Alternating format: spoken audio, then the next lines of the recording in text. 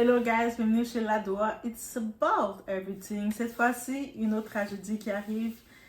À l'heure de 2025, c'est toujours là, c'est toujours présent. On est au courant des risques. En tant que tel, bien sûr que quand, j'imagine, quelqu'un décide d'aller faire des interventions chirurgicales, il n'imagine pas qu'il va faire partie de ces risques.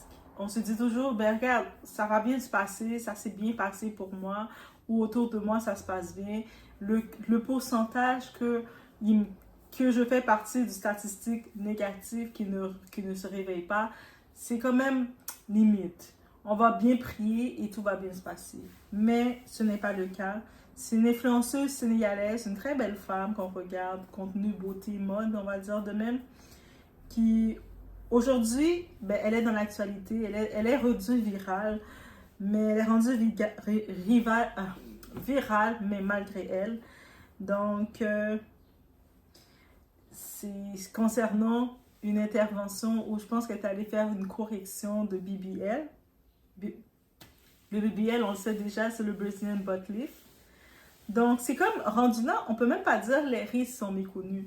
T'sais, vous tapez juste sur YouTube, là, vous faites juste taper BBL, il y a des témoignages. Il y a encore des gens qui sont survivants qui nous parlent des témoignages. Il y a des spécialistes, là, des chirurgiens qui nous en parlent. De temps en temps, on voit des noms comme ça qui apparaissent, que ce soit, il y a le corps d'une femme qui est allée, elle, c'est qu'elle part dans le pays UK, je pense, ou je ne sais pas trop où qu'elle est allée. Et quand on a ramené son corps, il manquait des organes dans son corps. Bref, il y a tout ça. Et là, c'est le cas tragique de Ngozi Ndiaye. De son nom, c'est son alias, son nom d'influenceuse, c'était Miss Pekin. Influenceuse sénégalaise, elle est décédée en juin 2025 en Turquie après une opération correctrice. Donc, elle était allée faire des corrections sur son BBL. Donc, j'imagine, elle s'est dit, rien va arriver, je peux tester le ciel. La première fois que je suis allée, c'est juste qu'il y a eu des petites imperfections. J'allais améliorer ces imperfections-là et voilà. C'est une prise de conscience nécessaire aussi qu'on doit faire face à un phénomène qui touche de plus en plus de jeunes femmes, de femmes de tout âge. Il y a des mères qui, après avoir eu leurs enfants, elles se disent, là, je vais avoir enfin mon corps idéal, selon la pression de la société qu'on nous met à la femme d'être idéale. Que soit t'es trop foncé, soit t'es trop clair, soit t'es trop grosse, soit t'es pas assez ci, soit t'as pas assez de belles fesses, soit tes seins sont pas assez gros, soit tes seins sont pas assez fermes. On est constamment mis en grippe, soit tes cheveux sont trop frisés, soit tes cheveux ne frisent pas assez. On est constamment mis en grippe qu'on se retrouve à faire des interventions, à essayer de quoi. Mais c'est ça, c'est la pression qu'on vit. On va parler de ça, guys. It's about everything, vidéo de sensibilisation aussi. Faites attention.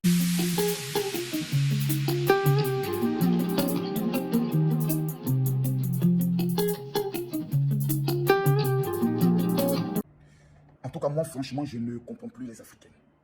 Je ne sais pas si c'est la bordellerie, c'est la prostitution, c'est le pocléa, ou c'est la concurrence qui les fatigue. Les Africains sont décomplexés. Nous avons les plus belles femmes au monde. Nous avons les meilleures formes. Recherchez. Voici une jeune Sénégalaise, Ndiaye, qui sera en Turquie dans le but de pouvoir aller refaire son corps, on ne sait pas pour quel objectif. À 28 ans, elle est morte. À 28 ans, elle est morte. Je ne sais pas si c'est pour augmenter, je ne sais pas quoi. Je ne sais pas quel objectif nos sœurs africaines recherchent. Toutes les Kim Kardashian, toutes les, je peux le dire, les Nicki Minaj et autres, ont tous retiré à 80% le BBL. Toutes sont en train de revenir au bio, au naturel. Mais nos sœurs africaines, je ne sais pas qu'est-ce qu'elles recherchent à la fin. Si par exemple, il y a un côté de ton sein, peut-être qu'il est trop petit, on peut le comprendre. On peut comprendre parce qu'il y a un complexe. Mais regardez cette beauté, regardez cette jeune fille. Elle a déjà tout pour plaire, elle est déjà extrêmement belle. Qu'est-ce que tu veux rajouter encore à ta vie? Il y a des femmes qui y vont parce qu'elles te disent, oui, là ça ne va pas, là ça ne va pas, j'ai eu des enfants, mon ventre est trop gros. On peut comprendre. Mais allez prendre un tel risque juste pour la séduction. Tu es déjà belle. Tu vas faire le BBL encore, pourquoi? Conclusion, tu as appelé la mort sur ta vie. Tes parents maintenant vont t'enterrer.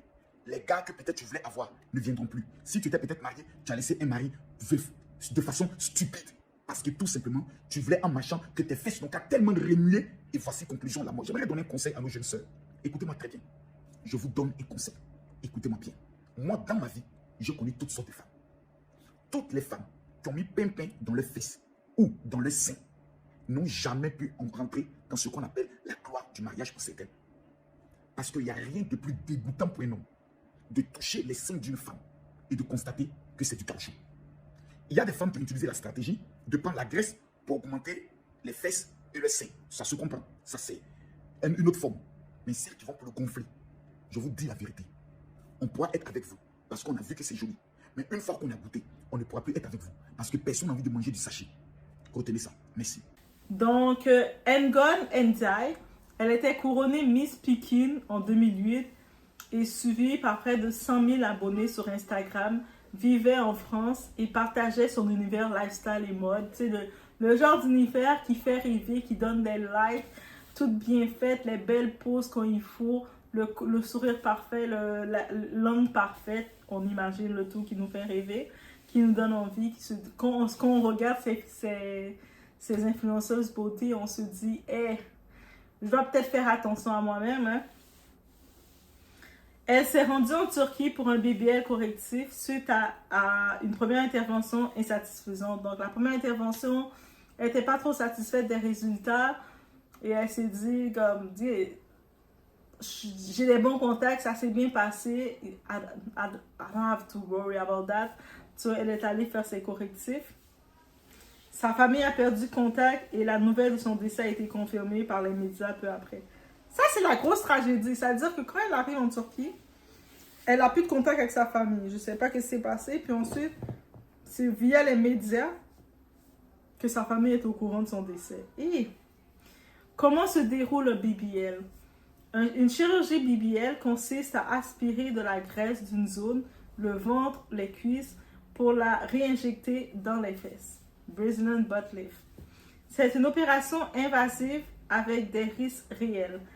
Donc, les risques qu'il peut avoir, c'est embolie graisseuse, graisse dans le sang. Ça fait partie des risques. Infections graves, oui, qui peuvent aussi être appliquées.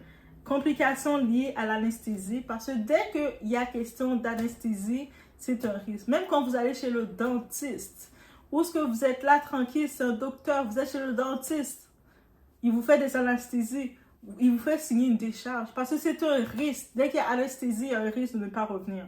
Il faut prendre ça au sérieux. Et là, c'est pratiqué dans des cliniques à l'étranger, le suivi post-opératoire peut être défaillant. Parce que quand je dis défaillant, c'est pas qu'on veut négliger les autres pays d'ailleurs, mais au moins quand tu vas faire le suivi dans un pays que tu maîtrises la langue, tu maîtrises le côté et tout, mais tu peux savoir c'est quoi leurs règles à eux, comment ça fonctionne. Mais là, déjà, tu vas dans un pays, c'est pas nécessairement ta langue, tu connais pas. Tu sais, quand tu as signé ta décharge, tu sais pas c'est quoi que tu as signé, c'est pas chez toi, c'est un gros risque à prendre. C'est pas évident. Les risques à surveiller. Donc, dans les risques, lorsqu'on fait ce genre d'intervention, les risques d'embolie graisseuse, la principale cause de mortalité post-BBL, le manque de suivi post-opératoire, notamment si la clinique rentre en contact uniquement par téléphone. C'est-à-dire que combien de gens ils sont prêts à aller remettre leur vie, leur corps à une clinique qu'ils n'ont même pas contacté. À peine des fois vous avez parlé à un monsieur, une madame, et des fois c'est même pas les gens de la clinique que vous avez parlé. Vous avez parlé avec un intermédiaire qui s'occupait de vous aider à réserver tout ça. Mais arrêtez de risquer comme ça là. Standards de sécurité variables selon les pays. Chirurgie corrective. Elle multiplie les complications, notamment les infections aux problèmes vasculaires. Tout cela a été fatal à Ngozi. L'exode médical vers la Turquie. Beaucoup choisissent la Turquie pour son coût réduit et les vols faciles depuis l'Europe ou l'Afrique. Mais les cliniques low cost sont parfois dénuées des structures nécessaires pour faire face aux urgences. Des cas tragiques similaires existent. On a le cas de Demi Agoglia, Ali Dowell et plusieurs décès y sont liés. Donc, il y a beaucoup de cas. Parce que c'est sûr, on va se dire, ah, je vais économiser de l'argent, ça coûte tellement moins cher. Ben, est-ce que tu vas vraiment risquer ta vie, ton corps, pour sauver des centaines de dollars? Il me semble que tu es prête à faire une chirurgie, même si c'est déjà à risque. Va faire quelque part que tu maîtrises l'endroit, tu as vérifié le docteur, tu as vérifié les règles, tu as vérifié ton suivi post-opératoire. Conseil pour se protéger. Choisir une clinique accréditée en France ou dans l'Union européenne, ou peu importe où vous êtes. Il y a des cliniques qui sont à l'étranger, mais elles ont été accréditées. Vous pouvez vérifier et assurez-vous que c'est accrédité dans un pays où ce que vous êtes. Même si vous êtes en Amérique, vous êtes peu importe où, à l'étranger, il y a des partenariats. Des fois, les cliniques, ils sont en lien et puis ils peuvent transmettre les dossiers. Mieux vaut une chirurgie locale pour assurer un suivi complet. Parce qu'il y a la différence entre tu fais ta chirurgie, tu dis que tu as sauvé de l'argent, mais il y a le post-opératoire, c'est aussi risqué. Mais reste ou sur place, où est-ce que tu vas pouvoir faire ton suivi. Ils vont faire le suivi avec toi, vérifier le tout. Regardez comment tu réagis aux médicaments, regardez ton bilan de santé. Ils ont accès à tout ça. Pourquoi aller risquer le tout? Posez les bonnes questions. Qualification du chirurgien, c'est quoi sa qualification aussi? La gestion de complications. Quand il y a des complications, comment il gère ça? Les anesthésistes, l'entretien pré-post-opératoire. Comment c'est? Il y en a beaucoup des fois là dans cette petite clinique-là que vous voyez, qui font beaucoup d'annonces sur les réseaux sociaux. Vous aurez vu ça, je ne sais pas comment vous allez faire affaire avec eux. Ils n'ont même pas de... Dans les réseaux sociaux, ils n'ont rien. Quand je dis qu'ils n'ont rien, ils n'ont pas d'hôpital à leur nom. Des fois, ils font des locations de salles. Ils ont loué une salle. C'est-à-dire que ce n'est même pas leur salle, leur clinique à eux. Ils ont loué la salle pour faire... Ils savent qu'ils vont avoir 3 opérations. Ils vous reçoivent dans cette clinique-là. Et puis, ils font ce qu'ils doivent faire. Et quand ils ont fini de vous recevoir, ils prennent leur valise, ils remettent la location. C'est des locations, ça veut dire que vous n'êtes même pas dans leur clinique à eux. Des fois, ils n'ont même pas de clinique. Des fois, là, c'est possible que vous allez vous faire... votre chirurgien qui va venir vous faire l'anesthésie, faire tout ça, c'est possible qu'il a eu déjà plein de condamnations où il ne peut même pas exercer dans le côté public. Donc, il vient dans le privé et puis il fait affaire avec les étrangers parce que c'est ça que les étrangers vont faire la conversation d'argent. Il y en a beaucoup qui n'ont pas l'intérêt de leur santé. Donc, faites attention aussi à ça. Donc, un instant. Donc, c'est ça, le manque de suivi. Donc, c'est pour ça que c'est important de poser les questions.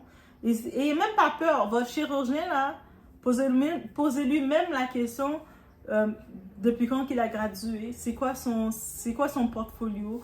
Vous pouvez lui poser ces questions. Il est spécialisé en quoi? S'il dit, ah ben moi, mon portfolio, ben j'ai pas vraiment fini de graduer ou je ne peux plus trop exercer, mais on va le faire ensemble, t'inquiète, je connais. Non. Évitez les promotions trappes alléchantes qui ignorent la sécurité. Vous savez, sur les réseaux sociaux, on les voit, grosse annonce avec une belle fesse à la Jennifer Lopez, à la je ne sais trop qui. Moi, je dis Jennifer Lopez parce que si elle a fait BBL, ça a été très bien fait. Quand je regarde, j'aime Cardi B. I love you, Cardi B. Mais c'est trop gros. La Nicki Minaj, Cardi B, c'est trop gros. C'est excessif. C'est excessif. J'aime bien les skinny BBL à la Lori Harvey. Tu sais, à la... Ces filles-là, c'est comme... Tu fais une petite bosse, mais bref. Mais posez les questions, évitez les traps, les trop beaux pour être vrai. Tu sais, les promotions, vous allez changer votre corps là, comme ça. Ton corps va changer comme ça pour seulement 500 $. Eh, pardon. Écoutez son corps. Douleur anormale, la fièvre, coagulation, demande urgente attention médicale. Donc, ça veut dire que votre corps aussi réagit. Ça veut dire que c'est la saison des motos, guys. Donc, c'est ça. Donc, c'est vraiment triste, le décès tragique de N'Gone Ndiaye. Donc, c'est un électrochoc, un de plus, j'ai envie de dire. Derrière les standards esthétiques imposés, il y a une personne, un corps et un risque que l'on ne doit jamais minimiser. Si tu envisages une intervention esthétique, informe-toi, prends ton temps, ne sacrifie jamais ta santé au nom d'un idéal ni pour un prix trop bas. Et habituellement, tu sais, on n'est même plus rendu dans la campagne de dire arrêtez de faire des chirurgies. Non! On sait qu'on est dans la pression sociale, surtout le corps de la femme. Le monde veut tout décider comment on doit avoir, comment on doit être, comment on doit porter nos cheveux, comment on doit être. Donc, je peux imaginer cette pression que le monde peut vivre. Mais juste, la moindre des choses, faites vos recherches. Quand je vous dis, le local, de rester sur place, le local peut coûter plus cher. Mais l'affaire qu'il faut regarder, c'est le côté post-opératoire. Quand tu as fini de faire l'intervention, le moment de ton réveil, de l'anesthésie, est-ce que tu vas être dans des lieux encadrés? Comment ils vont te prendre en charge? C'est quoi leur règle de désinfection et tout? Vous savez, il y a beaucoup de cas. J'avais fait un cas en plus avec 2 ans de ça. Cette femme, tout s'était bien passé, mais comment elle a eu des infections et l'infection, elle a dû avoir une amputation, ça a causé une amputation. C'est l'américaine, oui, amputation. C'est-à-dire on ampute une partie de ton corps, une jambe. Parce que les lieux, l'espace où ils ont fait l'intervention n'était pas bien désinfecté. C'était sale. C'est sûr, à première vue, toi, non, on ne sait pas si c'est propre, si c'est sale, mais c'était pas propre. Il y a des règles à respecter. Donc ça fait partie des questions à poser le tout. Oui, c'est beau de dire, ah, mais c'est pas cher, c'est juste 200 $, on m'a fait un rabais, 500 $. Ça a l'air bien beau pour être vrai, mais ton corps, nos organes de notre corps vaut plus cher, vous savez. On vaut une fortune. Donc, ça veut dire que derrière que c'est pas cher, ils ont quelque chose qui retire de toi. Donc, faites attention à vous. On envoie nos sympathies à la famille de Ngoni. Et si ça doit être un petit choc pour vous avez l'intention de dire moi j'allais faire mon BBL, j'allais faire peu importe, j'allais faire mon abdoplastie, comment ça s'appelle? L'abdominoplastie, les hommes aussi le font. Il y a des hommes aussi qui se font ajouter des abdomens, guys. Mais peu importe qui le fait, guys. Mais prenez pas juste les rabais pour prendre les rabais et puis regardez aussi les règles. Même si vous décidez de faire des voyages pour aller chirurgical, assurez-vous de faire vos recherches. Faites vos recherches, posez les bonnes questions. Vous ne pouvez pas faire affaire avec quelqu'un qui va s'occuper de votre vie, de votre corps. Vous allez vous livrer votre corps à une personne sans vous assurer de savoir ses codes, de savoir son profil. Posez des questions.